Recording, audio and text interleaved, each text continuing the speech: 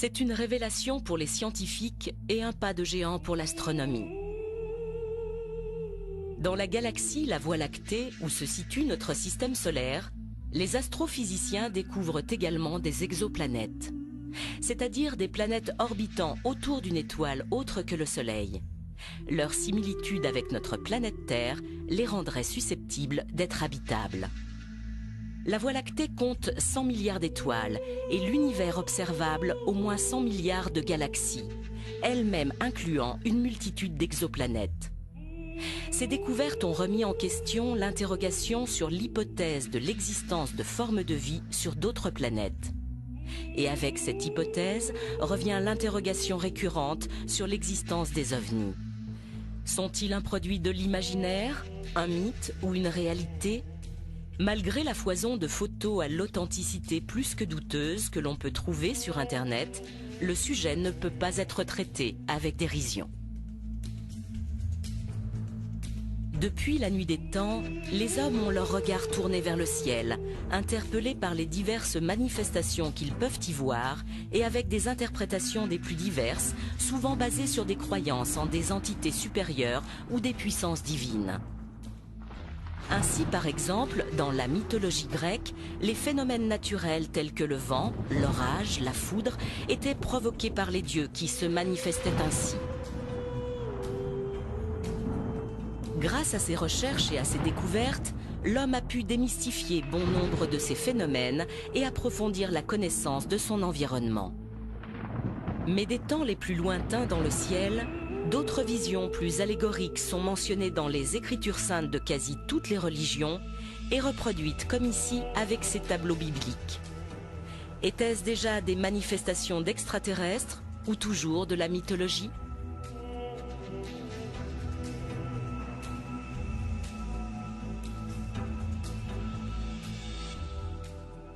Aussi loin que portent les archives humaines, on a observé dans le ciel des phénomènes étranges qui ont frappé les esprits. Mais leur apparition comme phénomène collectif avec un nom pour le désigner, ça date évidemment de juin 1947. C'est la fameuse observation de Kenneth Arnold. C'est là que pour la première fois, on lui donne son nom populaire, les soucoupes volantes. C'est la date de l'entrée en scène des ovnis dans la conscience universelle. Pour interpréter la question des ovnis, il me semble qu'il y a quelque chose d'indispensable à faire, c'est tout simplement de les replacer dans le contexte culturel de leur apparition. Alors ce contexte, c'est quoi? C'est le début de la guerre froide, c'est les séquelles de la Deuxième Guerre mondiale, l'idée d'une menace venue du ciel, c'est l'émergence de la technologie, et c'est aussi l'émergence d'un genre nouveau, la science-fiction, qui, en 1947, atteint son apogée, la science-fiction classique.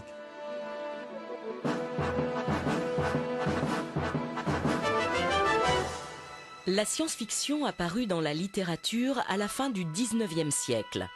Un des premiers ouvrages fut écrit en 1898 par le Britannique Herbert George Wells, La guerre des mondes. Il fut repris à la radio en 1938 par un homonyme qui est devenu célèbre, Orson Welles.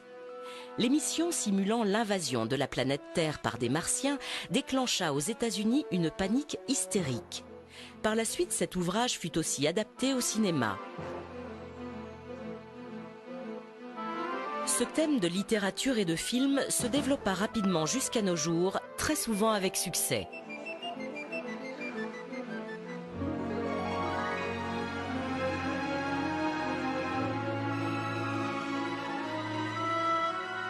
Il a été l'objet d'une exposition à la Cité de la Science à la Villette début 2011. La science-fiction a mis en place un ensemble de représentations. Elle nous a familiarisés avec l'idée d'une invasion, d'une visite venue de l'espace d'êtres non humains. Alors ce qui m'a frappé, c'est que la plupart des représentations qu'on lit aux ovnis, c'est-à-dire la forme des objets, leur comportement dans le ciel, les phénomènes technologiques mystérieux qui les entourent. Les ovnis émettent souvent de puissants rayons de lumière, etc., etc. Le comportement que l'on prête à leurs occupants, enfin, tout ce que les ovnis sont censés produire lorsqu'ils interagissent dans notre environnement.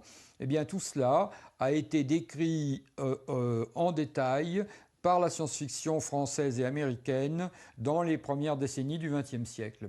C'est-à-dire lorsque les ovnis émergent, à partir de 1947, ils ont déjà été décrits. Alors là, il y a un phénomène vraiment à première vue très étrange. Comment est-il possible que, si les ovnis sont un phénomène réel, la fiction ait pu précéder à ce point-là la réalité? Et qu'est-ce que va faire la science-fiction? Elle va fournir un ensemble de stéréotypes, de représentations. Les ovnis, nous ne les connaissons qu'à travers un phénomène de témoignage, à part quelques très rares photos, d'ailleurs souvent difficiles à interpréter. Ce témoignage, nous essayons d'en tirer des représentations visuelles. Nous essayons de construire un portrait robot. Ce portrait robot, le point central est là, il a été créé à partir de matériaux imaginaires issus de la science-fiction. L'impression que j'ai, c'est qu'il est très difficile de nier qu'il y ait des manifestations non identifiées, qu'on observe dans le ciel, à proximité du sol et parfois même au sol, des phénomènes que l'on ne comprend pas.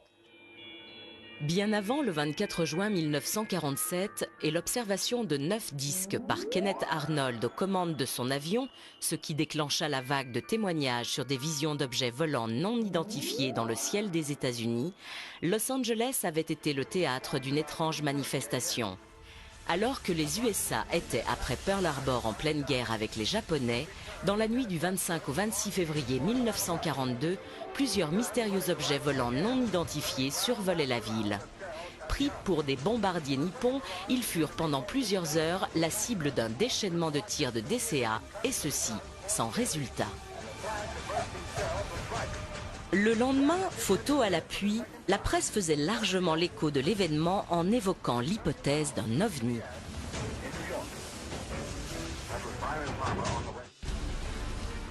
Fait particulièrement troublant, le témoignage de l'ancien pilote de chasse Jean Kissling.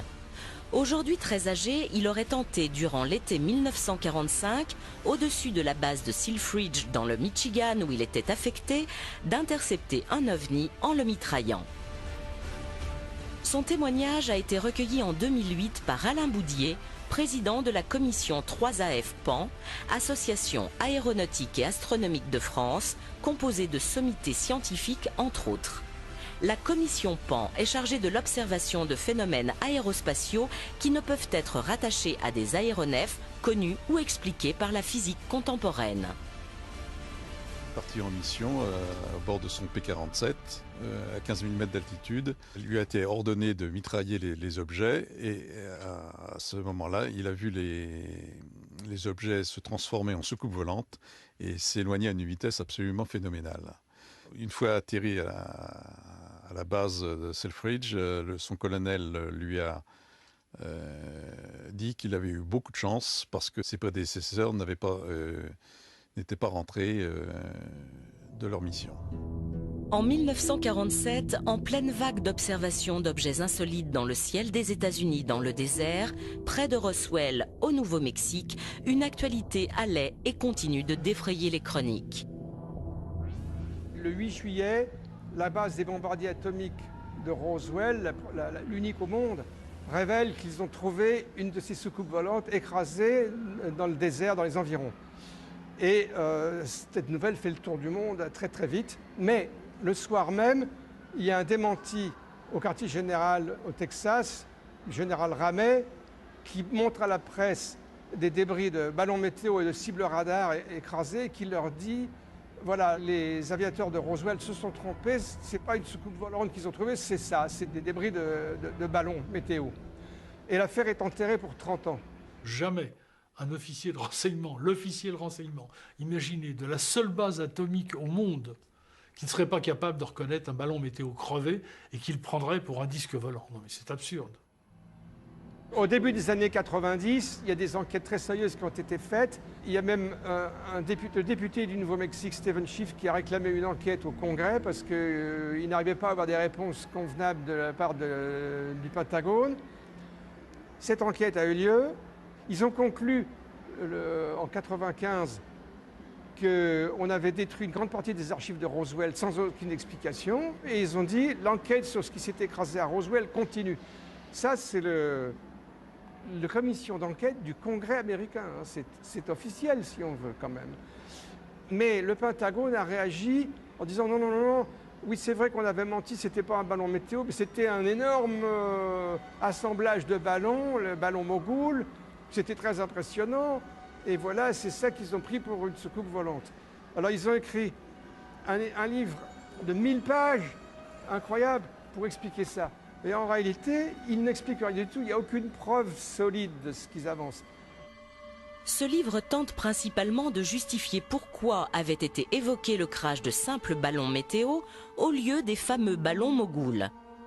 Ceux-ci étaient destinés à observer les expériences nucléaires soviétiques. Ils étaient alors classés secret défense. Les deux affaires de Roswell, car il y aurait eu 2 crashs, ont fait la notoriété mondiale de la ville qui leur a donné son nom. Il reste à ce jour un mystère jamais réellement éclairci, ni par les explications des divers services du gouvernement américain, ni par les enquêteurs et les journalistes. Tous les acteurs de cette affaire n'ont cessé de varier dans les versions des faits, ou leur interprétation suivant les intérêts qu'ils pouvaient y trouver, ou leur croyance ou non en la visite d'extraterrestres.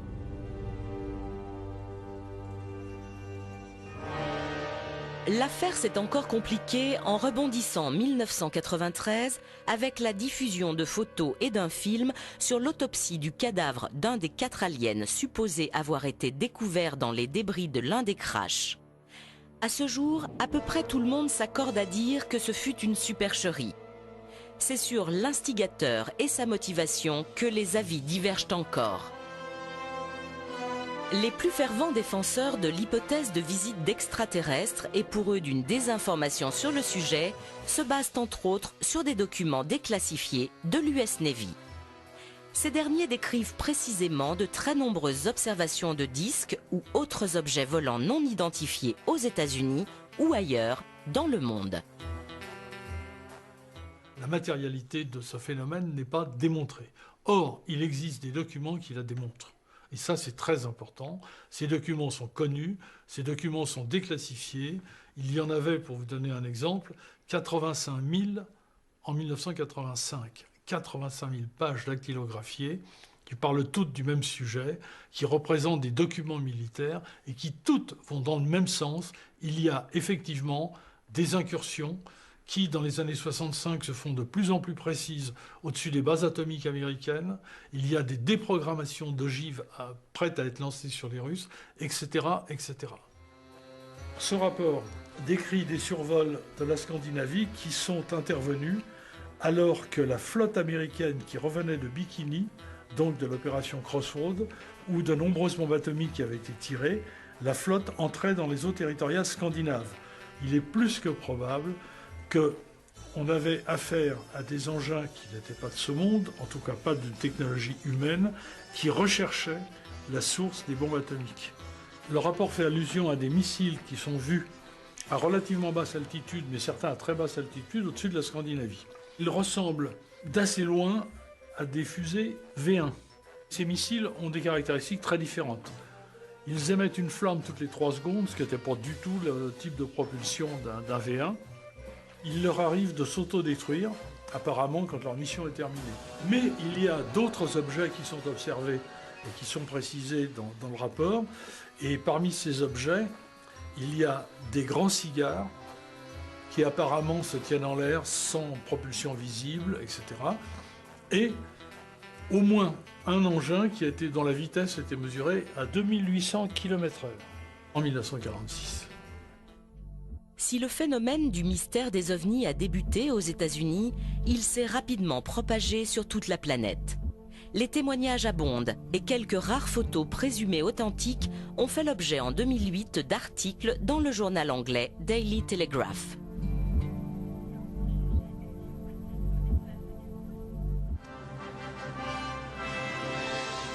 Comme elle est exposée à la Cité de l'Espace à Toulouse, l'exploration spatiale, qui démarra durant la seconde moitié du XXe siècle, a été lancée pour l'étude de l'univers et la recherche de traces de vie ailleurs. Les ovnis, les extraterrestres, ont déclenché bien des interrogations, à la fois dans le grand public et certaines instances gouvernementales. Aux États-Unis, l'US Air Force initie en 1966 la commission Condon et en France, le CNES crée en 1977 un service officiel d'enquête, le GEPAN. Pour beaucoup, leurs conclusions restent trop évasives. Certains suspectent même une volonté de désinformation des populations. Pour tenter d'apporter des réponses, des initiatives privées prennent le relais avec entre autres en 1995 aux États-Unis un colloque organisé par Laurance Rockefeller. Il est composé de scientifiques et de membres spécialisés en ufologie. Leurs conclusions font ressortir qu'un phénomène existe et qu'il est nécessaire de continuer son étude. En France, en 1999, une association présidée par Denis Letty, général de l'armée de l'air, composée d'anciens auditeurs de l'Institut des hautes études de la défense nationale associés à des experts, rédige un rapport remis au président de la République de l'époque, Jacques Chirac, et à son Premier ministre, Lionel Jospin. Les avant-propos du général Letty et la préface du général Norlin interrogent grandement sur l'interprétation des enquêtes. Le général Norlin, que j'ai bien connu, avec lequel j'ai volé une fois extraordinaire, et qui était à un moment le patron de la défense aérienne, a signé des deux mains une préface en disant attention, il y a un problème et il faut absolument étudier ce problème qui peut avoir des conséquences sur l'ensemble de l'humanité. La commission rapporte de nombreux témoignages, dont certains émanent de pilotes. D'autres sont devenus emblématiques de l'ufologie, comme les photos d'André Frénial prises en Auvergne au lac Chauvet le 18 juillet 1952. Ces photos ont fait la une des journaux de l'époque.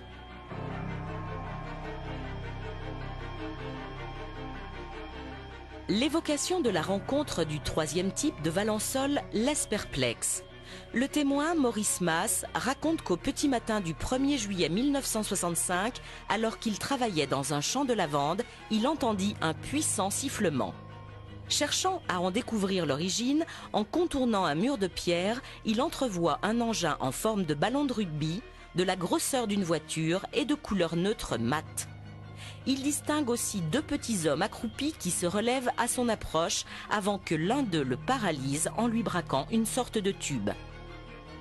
L'enquête de gendarmerie qui suivit releva des traces laissées dans le sol et confirma la véracité du témoignage.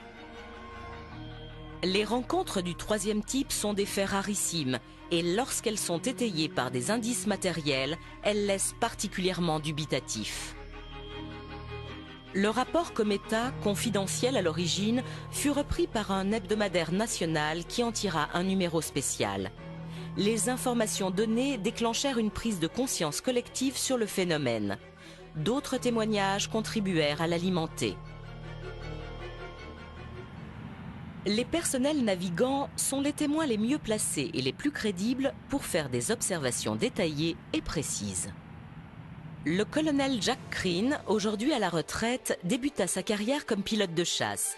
Il fut par la suite chef moniteur, officier de sécurité des vols, instructeur combat aérien, leader de la patrouille de France, avant de quitter l'armée pour occuper la fonction de commandant de bord à Air France.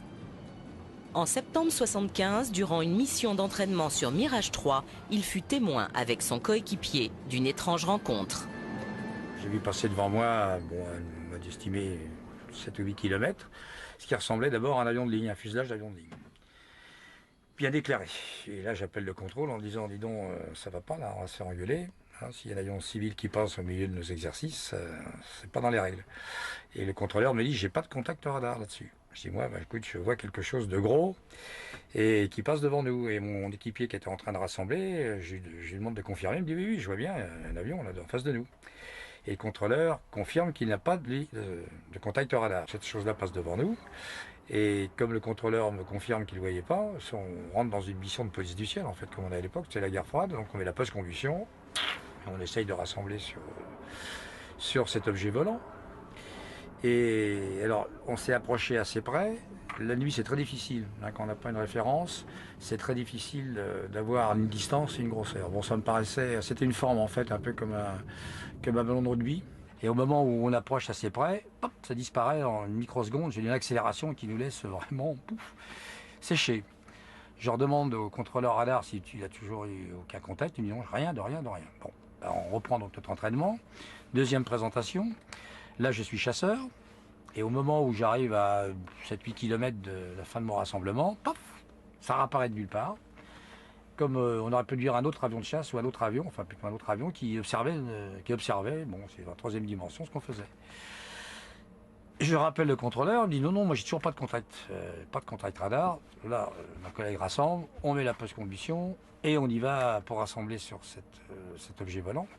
On accélère même assez fort, on accélère donc, on avait Mach 1.6, il fait à peu près 1700 km/h.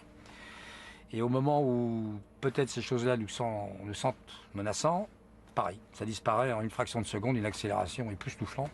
Je demande au contrôleur s'il n'a toujours pas de contact radar, parce que ça fait quand même 2 fois que ça se présente. Il dit non, on refait un autre exercice, on se représente une 3e fois. La chose réapparaît de nulle part, en état d'observation, bon, non menaçante, mais qui est en train de regarder gentiment, parce qu'apparemment c'est intrigué par ce qu'elle est en train de faire. On essaye de rassembler de nouveau, de se rapprocher le plus vite possible. Moi, je me rappelle ce qui m'a intrigué, c'est que je voyais à travers son fuselage, j'avais des hublots assez grands, une lumière blanche, alors extraordinaire. Je dirais pas céleste, mais vraiment une lumière blanche, et je voyais à l'intérieur. C'était une immense cavité blanche, et je voyais vraiment une transparence, ça m'a frappé. Mais ça disparaît aussi en un clin d'œil. Donc là, on manque de pétrole, on rassemble, on perce, comme on dit, on va se poser à Creil. Contrôleur, bon, le débriefing, il dit moi j'ai rien vu, bon. Et avec le collègue, on a dit bon, on dit rien non plus, puisque de toute façon, si on fait un rapport un peu circonstancié, on va choisir le psy, choisir le médecin, ou alors on est au secret, donc ça ne présente pas beaucoup d'intérêt. On était assez habitué à reconnaître ce qui se baladait dans le ciel, et ça, jamais rien vu d'autre de toute ma carrière aéronautique. Et j'ai jamais vu non plus des performances pareilles. Je ne pense pas qu'à l'heure actuelle, on a produit des objets volants qui sont capables de telle accélération, et même du genre de manœuvre, puisqu'il est parti un petit peu, donc des accélérations qui sont gigantesques. Alors donc la question que moi je me suis posée un peu, je me pose encore, si ça n'est pas terrestre, donc c'est extraterrestre. Alors qui est derrière ça? C'est la question. Jean Grellet commença sa carrière aux États-Unis comme pilote de chasse dans l'US Air Force, puis fut commandant de bord à Air France durant 20 ans. Il dénombre 17 500 heures de vol à son actif. Il fut 3 fois témoin de phénomènes et de visions qui laissent perplexe. Son premier témoignage remonte à 1966. J'étais second pilote dans un Boeing 707 d'Air France. Le commandant de bord était à sa place à gauche. Nous avions un radio, un navigateur et en plus un ami du commandant de bord était venu nous rendre visite. Donc nous étions nombreux et tous ont vu la même chose sur mon écran radar. Nous avons été doublés au sud de Rio de Janeiro par un engin qui allait à peu près à 5000 à l'heure, détecté au radar, suivi au radar, vitesse mesurée au radar, donc aucun problème quant à la vitesse. Le retour de l'écho était à peu près celui qu'aurait donné un Boeing 707 de l'époque, donc quelque chose d'assez considérable. Alors, c'était naturellement non identifié pour 2 raisons. D'abord, on ne l'a pas vu. Nous étions au-dessus d'altostratus qui nous empêchait de voir le sol. Et cet engin est passé en dessous de nous et sur notre droite. Et la suivante a eu lieu en 1984. J'étais alors commandant de bord, aux commandes d'un Boeing 747 d'Air France sur le Los Angeles-Montréal. Et là, nous avons été doublés par quelque chose. Ce quelque chose ressemblait à un groupement de sphères métalliques derrière lequel une énorme traînée lumineuse, et je dis bien autolumineuse, il était précisément minuit en heure locale, nous a doublés par la droite. Et à ce moment-là, c'est le contrôle de la navigation aérienne qui nous a demandé ce que nous avions vu passer. 2 autres avions sont intervenus sur la fréquence, un Lufthansa et un Olympic Airways qui avaient vu la même chose que nous.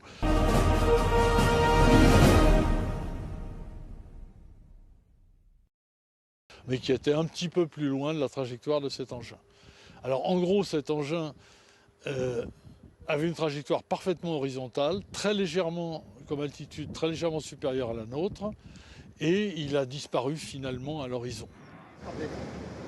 En plus de ces 2 observations en vol, le commandant Grellet en a fait une 3e au sol cette fois avec un groupe de personnes. Tous ont fait une déposition identique à la gendarmerie. On a vu virer très lentement et passer devant nous une énorme structure qui donnait l'impression d'être, je dirais, une structure métallique avec de nombreuses lumières tout au long. Et cette structure portait à l'avant 2 phares dirigés à peu près vers le sol à 45 degrés, mais curieusement dont la lumière s'interrompait avant d'arriver au sol. Donc une lumière très dense et puis brutalement qui s'arrêtait. Et on avait l'impression que cet engin était propulsé par 2 faisceaux de lumière blanche qui m'ont un peu rappelé ce que j'avais vu à Los Angeles, je dois l'avouer. J'ai tendu ma main et l'engin couvrait cette surface, cette longueur à bras tendu. Mon voisin de droite qui était dans l'aéronautique a fait la même chose. Cet engin devait faire à peu près 300 mètres de long. Les déclarations sur des visions d'OVNI ne sont pas que du passé. L'été 2011 a été riche en témoignages.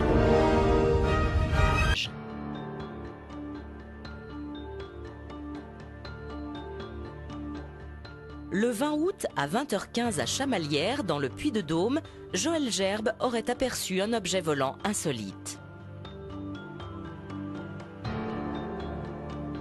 Subitement, entre les 2 tours qui sont là-bas et la grue, à une hauteur que j'arrive pas à définir, j'ai vu un objet sortir d'un nuage, un objet qui était vraiment très très bizarre. Donc j'ai eu un coup de chance, j'avais l'appareil photo qui était sur la table, sur ma table basse, puisque mes enfants venaient de sortir de l'appartement. Je me suis saisi de l'appareil photo et j'ai fait une photo. Ça a duré en moyenne 10 secondes à peu près, et ensuite j'ai vu partir cet objet à une vitesse vertigineuse. La photo, hélas floue, a été expertisée et semblerait être authentique. Avec les paramètres qui lui ont été donnés, un expert en photographie a estimé que l'objet pouvait mesurer plus de 100 mètres de long. Ce nouveau fait divers, qui a fait l'objet d'une déposition, a été pris très au sérieux. Le GEPAN a déclenché une enquête. Le GEPAN est un des services du CNES, Centre national d'études spatiales. Le CNES a pour mission principale de proposer et de mettre en œuvre la politique spatiale de la France. Il cogère avec Arianespace et l'Agence spatiale européenne la base de lancement de Kourou en Guyane. Le GEPAN, qui est le seul organisme d'État au monde dédié à l'étude des phénomènes aéronautiques non identifiés, a tout naturellement été rattaché au CNES. La question de cette possible vie ailleurs que sur Terre est un thème qui motive et qui stimule le CNES depuis de longues années maintenant. La mission du GEPAN au sein du CNES est absolument claire. C'est recueillir, écouter, collecter les témoignages de nos concitoyens qui voient des choses ou qui sont les témoins de phénomènes qu'eux-mêmes n'arrivent pas à identifier. Et avec les moyens qui sont les nôtres, les connaissances, la compétence, les scientifiques qui travaillent avec nous, les experts, nous essayons de donner des réponses aux questions que les gens se posent. Le GEPAN est en contact avec à peu près toutes les autorités nationales, la gendarmerie, la police, la météo, les chercheurs, l'armée de l'air. Alors les phénomènes aérospatiaux non identifiés, une fois qu'ils ont été collectés, analysés, archivés par le GEPAN, sont classés en plusieurs catégories. Non, il y a des catégories de phénomènes qui sont totalement identifiés, qui sont classés en catégorie A. Il y a 4 grandes catégories. En catégorie B, on a les phénomènes qui sont pratiquement à 100%, je dirais, identifiés, mais que l'on ne peut pas reproduire. Ensuite, il y a toute une catégorie que l'on classe en catégorie C, des phénomènes qui, soit les témoignages sont trop succincts pour mener une enquête, ou il nous manque des informations importantes qui nous permettent d'aller plus loin dans les enquêtes. Et ensuite, la catégorie, effectivement, qui intéresse tout le monde, qui est la catégorie de phénomènes inexpliqués, qui est la catégorie D, dans laquelle se retrouvent les phénomènes qui sont inexpliqués. Inexpliqués pourquoi au sens littéral du terme, c'est-à-dire qu'on a pu mener une enquête plus ou moins approfondie, mais les résultats et les conclusions de cette enquête ne nous ont pas permis quand même, malgré la richesse des informations, de classer le phénomène. Et le phénomène est quand même classé inexpliqué avec un degré d'étrangeté, je dirais, plus ou moins élevé, quoi. Les bureaux du GEPAN se trouvent dans les locaux du CNES à Toulouse. C'est ici que sont reçus et analysés tous les témoignages. Depuis 2007, le GEPAN a ouvert au grand public sur son site internet ses archives de 30 ans. Depuis la création du premier GEPAN en 1977, On a recueilli à peu près 7000 témoignages qui sont des témoignages uniquement sur le territoire français et les dom-toms également. Et ces 7000 témoignages représentent à peu près 2500 cas, puisqu'on peut avoir plusieurs témoignages pour un seul cas. Ce qui est d'ailleurs intéressant, ça permet de faire des recoupements en termes de trajectoire, etc., quoi. Et actuellement, on reçoit à peu près 2 à 3 témoignages par jour. On s'astreint à avoir une démarche de méthode et de bien expliquer pourquoi on interprète cette observation comme ça et pourquoi on la classe dans telle catégorie. Une chose importante, on n'a pas de dossier secret, on publie tout ce qui nous est transmis. Aux restrictions près, il y a des catégories d'informations qui n'apparaissent pas dans nos dossiers quand ils sont publiés. Tout ce qui est information de nature privée à retrouver les gens. Les services du GEPAN sont extrêmement prudents pour formuler des hypothèses sur leurs enquêtes. Si on avait à la fois une corrélation visuelle de gens compétents qui sont habitués, comme les pilotes, entre guillemets, et d'une trace radar pris par les antennes au sol, effectivement, on pourrait penser qu'il y a bien quelque chose derrière, un objet. Alors après, tout reste à interpréter. Je dirais, cet objet, c'était quoi? Est-ce que c'était un ballon qu'on n'a pas su retrouver? Est-ce que c'était autre chose? Ça, on ne sait pas. Donc de là à corréler une observation d'un ovni, d'une soucoupe volante, il y a un pas que vous ne me ferez pas franchir. Ne confondons pas des hypothèses, de la fantaisie, de l'imagination avec une réalité. Et c'est là qu'il faut absolument s'arrêter en disant, maintenant, je laisse partir mon imagination, très bien, alors on peut vraiment tout imaginer, tant mieux. Simplement, il ne faut pas réduire, du moins dire que ce produit de l'imagination eh bien, serait la réponse et l'unique réponse aux questions que nous posons aujourd'hui. Il faut accepter de ne pas savoir. La question du danger possible n'est pas du tout exclue, puisque l'armée de l'air fait partie des partenaires qui travaillent avec le GEPAN, et ça depuis longtemps. Il y a même eu des rapports qui ont été émis par certaines personnes, en leur nom propre, je vous le dis tout de suite, soulignant la possibilité de danger. C'est une analyse qui n'a pas été suivie par les autorités nationales actuelles. Il faut être vigilant. On est attentif, on regarde le ciel, on scrute le ciel, et on découvrira des choses qui ne sont peut-être pas du tout menaçantes.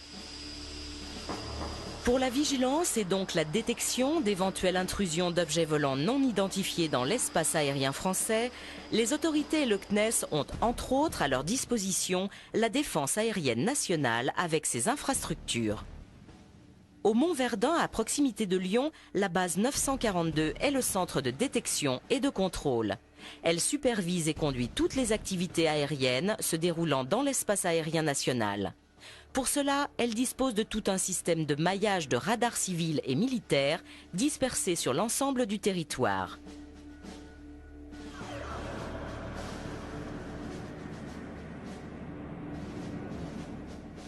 Nous n'avons eu aucun écho-radar de pan. Quelquefois, on a des observations qui sont faites par des personnels au sol et nous n'avons aucune trace radar. Pour la partie défense, donc le Centre national des opérations aériennes est l'organisme qui centralise toutes les informations relatives aux phénomènes aérospatiaux non identifiés. Il a été mis en place dans la documentation aéronautique militaire un compte-rendu type lorsque les pilotes militaires ou les contrôleurs aériens militaires rencontrent des phénomènes particuliers. Les observations décrivent souvent des phénomènes connus ou inconnus associés à des sources lumineuses sans preuve réelle d'un objet matérialisé. Ces visites qui peuvent être anormales ou paranormales sont bien évidemment prises en compte au sérieux par la partie militaire. Je n'aime pas le terme ovni puisque nous on considère que ce sont plutôt des phénomènes actuellement puisque nous n'avons aucun objet matérialisé qui prouve l'existence d'extraterrestres ou de formes particulières d'autre nature. Nous sommes ouverts à toute réalité. Sauf qu'actuellement, la réalité montre qu'on n'a rien trouvé de probant concernant ce sujet. Bien évidemment, on ne se ferme aucune porte. D'autant que pour différentes raisons liées au fonctionnement des radars, comme par exemple l'altitude ou la furtivité, des objets volants peuvent échapper à une détection. François Louange est un scientifique de très haut niveau spécialisé dans la photographie qui fut un des instigateurs de la création du GEPAN. Dès l'origine, il collabore avec cet organisme pour tenter de percer le mystère des PAN, phénomènes aérospatiaux non identifiés. L'expression est plus large qu'OVNI, objet volant non identifié, qui sous-entend un objet solide. Le terme PAN englobe ainsi les ovnis, les phénomènes météo, géophysiques et autres.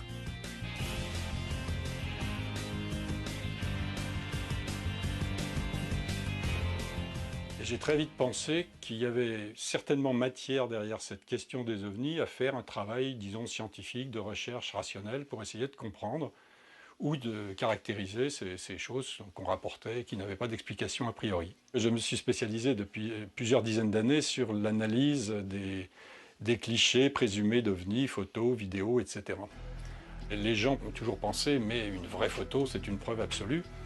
Et si on creuse un peu la question, on s'aperçoit que c'est exactement l'inverse. C'est-à-dire qu'une photo, et ça je l'affirme haut et fort, ne sera jamais la preuve de quoi que ce soit à elle toute seule. Jamais. Alors qu'est-ce qu'on peut faire avec une photo, vous me direz? Ce qu'on peut faire, c'est, dans un premier temps, essayer de trouver son explication. Alors il y a plusieurs étapes à ça, mais on peut commencer par essayer d'éliminer les causes, j'allais dire, naturelles. Il peut y avoir des phénomènes naturels qui donnent des résultats extraordinaires. Il peut y avoir aussi des phénomènes techniques. Donc on peut, dans un premier temps, on doit essayer de trouver l'explication et de trouver la faille, si je puis dire, c'est-à-dire le phénomène parasite ou éventuellement volontaire de tricherie de la part de l'auteur. Alors ça, on n'est jamais sûr d'arriver jusqu'au bout à éradiquer ces choses-là, parce que c'est la course éternelle entre ceux qui font et ceux qui défont. Mais disons qu'on peut quand même très souvent mettre en évidence qu'il y a eu trucage. La première chose qu'on peut faire si on voit un objet totalement inconnu dans une photo, c'est essayer de savoir quelle taille angulaire. Alors c'est un terme technique, mais les gens comprendront, c'est l'angle qu'il y avait entre l'œil de l'appareil, si je puis dire, l'objectif, et cet objet. Ça, on peut le déterminer si on connaît les caractéristiques de l'appareil de prise de vue. Chose qui est très facile avec la photo numérique, puisque tout ce genre de données, même si les gens ne le savent pas, sont incluses dans la photo. C'est-à-dire qu'il y a des fichiers dedans qui vous disent ça a été pris avec un Nikon ou un appareil de telle marque et dans telles conditions, et la focale était de temps. Bon. Si on a ces informations, on peut, d'une façon très simple, et avec l'informatique c'est encore simplifié, calculer la taille angulaire d'un objet. Et quel est le problème après? C'est toujours le même, c'est savoir si c'était un objet très gros dans le ciel, loin, ou si c'était un objet tout petit à côté de l'objectif. Et là, on fait jouer ce qu'on peut. C'est-à-dire que dans certaines circonstances, on a des informations de nature physique qui permettent de dire que l'objet n'était pas plus loin que tant ou pas plus près que tant.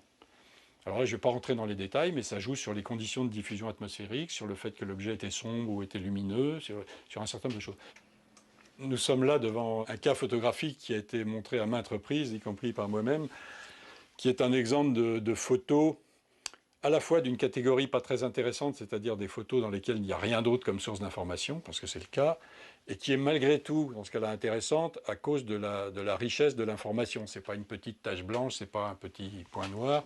Cette photo a été prise à Costa Rica par un organisme de géographique qui photographiait le pays. Vous savez, on prend des avions très stables qui prennent une photo toutes les temps de secondes. Mon ami Jacques Vallée a emprunté le négatif original et me l'a apporté. À l'époque, je travaillais avec un laboratoire de la Défense nationale et nous avions un objet extrêmement rare à cette époque qui était un vrai scanner.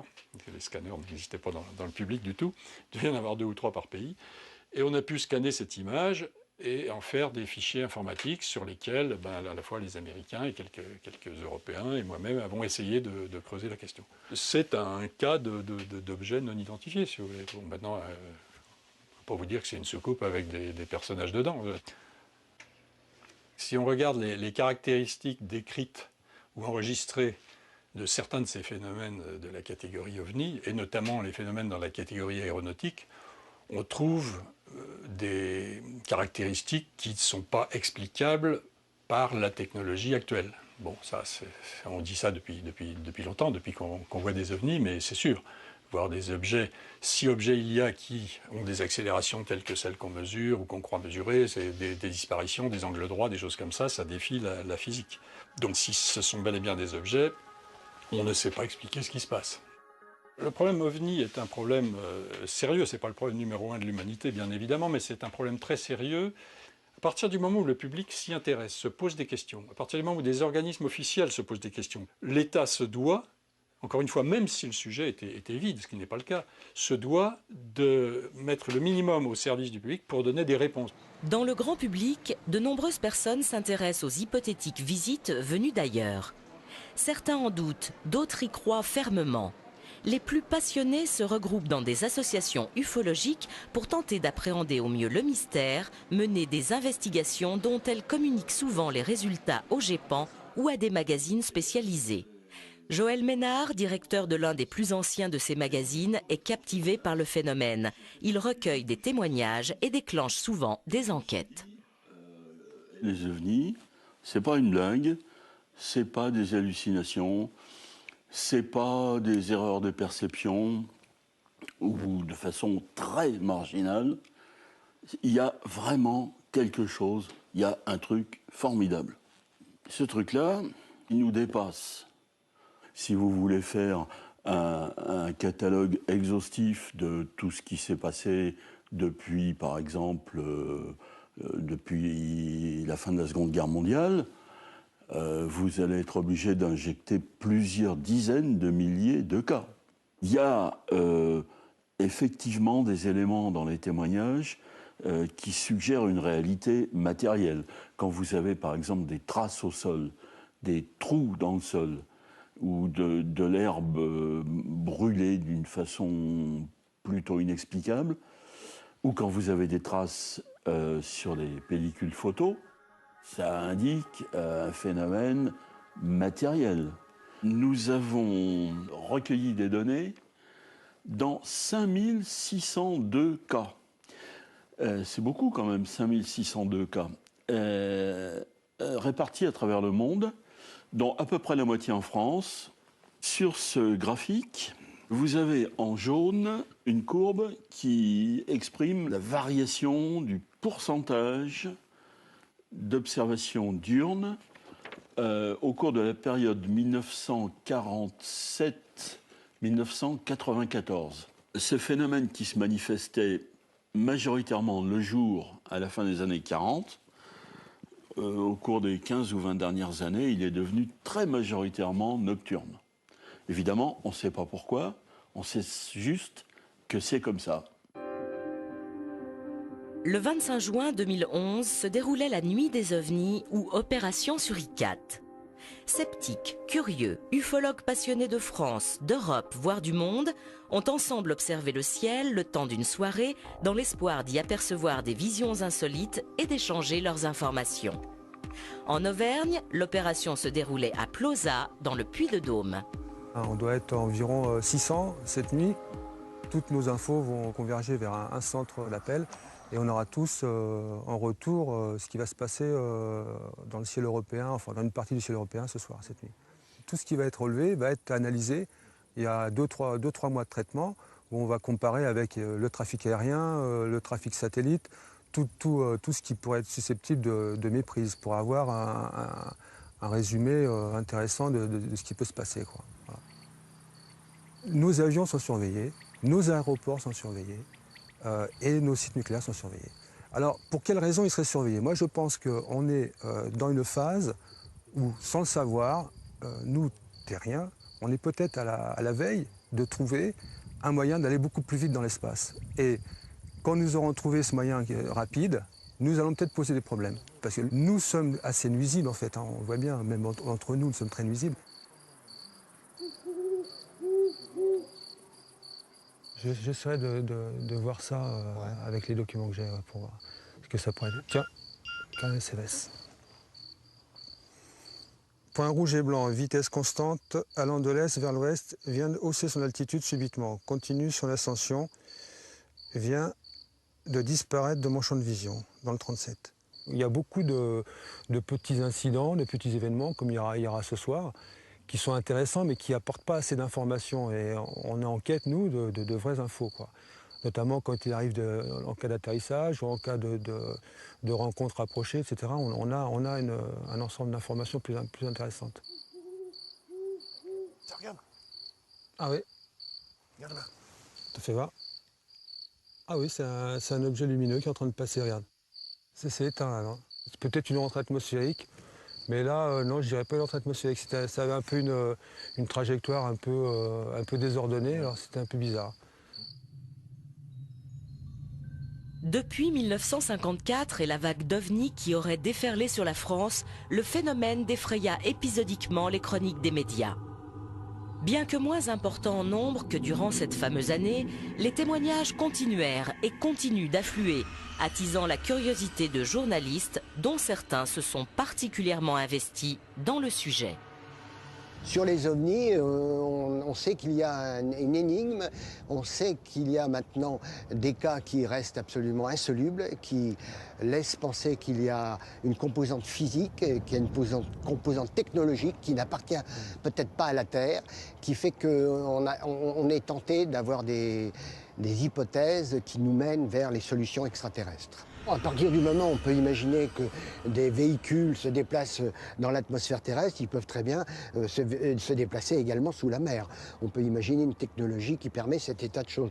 On les appelle les OPNI, objets plongeants non identifiés, car bien souvent, ce qui a été noté par les équipages à la fois de marine internationale, c'est l'objet qui se déplace dans le ciel et qui d'un seul coup plonge dans la mer.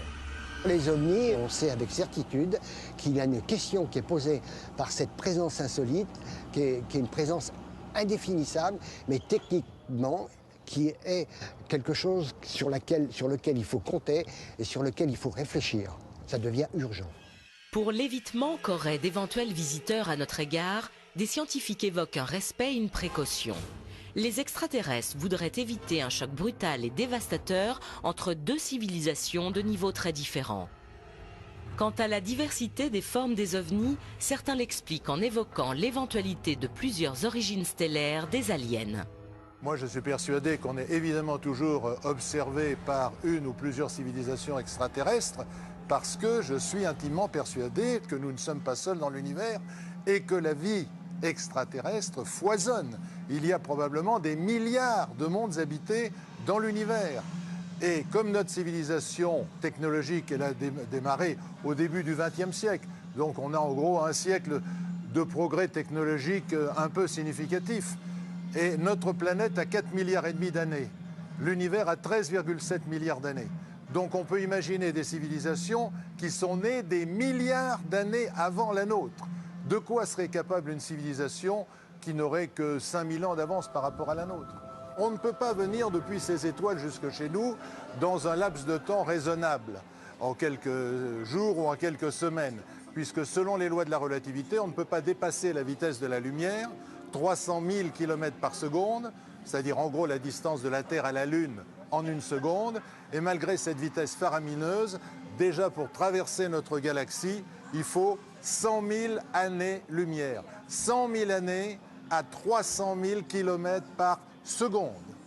Donc les astrophysiciens qui respectent, ils ont raison, les lois de la relativité découvertes par Einstein, vous disent ce n'est pas possible. Mais ça, c'est dans le cadre des lois qui sont loin d'être terminées. On a découvert quelques lois, mais il y a d'autres lois que l'on va découvrir qui vont transcender tout ça et qui permettront sans doute de prendre des raccourcis de l'espace. Depuis fin septembre 2011, la découverte de physiciens du CERN de Genève pourrait remettre en question la théorie d'Einstein sur la relativité.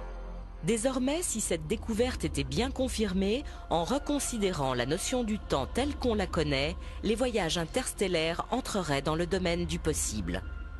On pourrait alors imaginer que d'hypothétiques civilisations bien plus anciennes que nous et situées dans d'autres systèmes solaires auraient pu maîtriser cette science et la mettre en application.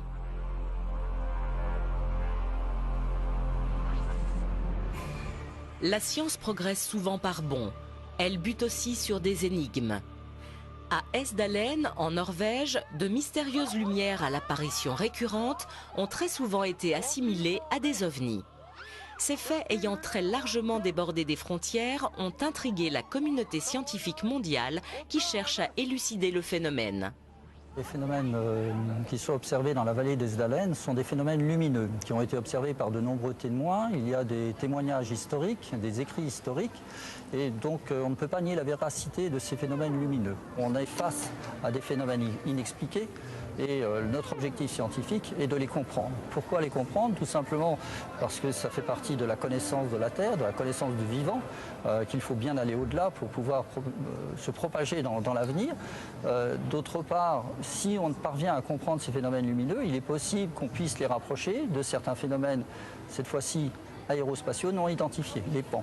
Et c'est pour ça que si on arrive à comprendre une petite partie de ces phénomènes, on peut peut-être répondre à certaines questions que se pose le GEPAN sur des PAN. On va faire des investigations dans la vallée des Esdalen pour ces phénomènes lumineux, mais ces phénomènes lumineux n'ont rien à voir avec des ovnis. Et on va essayer de les comprendre, leur mécanisme. Après, nous chercherons à comprendre l'origine de ces phénomènes et de les rapprocher avec certaines observations qui sont dites phénomènes aérospatiaux non identifiés, voire ce que vous appelez ovnis. Mais en premier lieu, ce qui est observé à Esdalen ne sont pas des ovnis. Simplement, la vie extraterrestre et autres est un sujet qui semble important d'étudier. Il y a des points quand même qui sont forts puisqu'il y a de nombreux témoignages sur des phénomènes aérospatiaux non identifiés qui sont relatés par des témoins nombreux et fiables. Donc je pense que ce sont des études à poursuivre dans le futur.